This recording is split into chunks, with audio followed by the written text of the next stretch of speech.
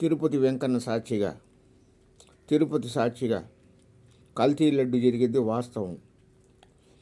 ఒక దేశాన్ని పాలించే నియత్త దీనికి మొదటి ముద్దాయి డేరా బాబాలు, సాధు బాబాలు, వీటికి మూల పురుషులైన వీళ్ళని ప్రోత్సహించేది పొలిటికల్ నాయకులే.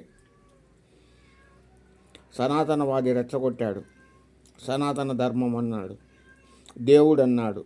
దేవుడి లడ్డుకు న్యాయం జరగదు. అందుకు కారణం మనలో లేని మానవత్వం, సమానత్వం. ఇందుకు నిదర్శనం. రెచ్చగొట్టిన వాళ్ళేమో సైలెంట్గా ఉన్నారు. ఈ పాలేగాళ్ళు జెండా మోసి దేశ భవిష్యత్తును అంధకారం చేస్తున్నారు. ధర్మానికి, న్యాయానికి, లడ్డుకి న్యాయం దొరకదు.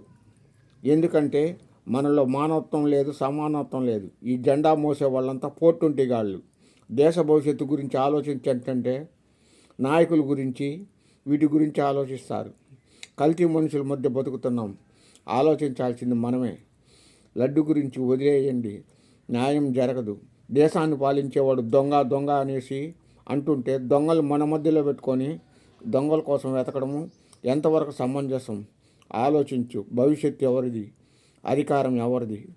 ఆలోచిస్తే అర్థమవుతుంది. Thank you.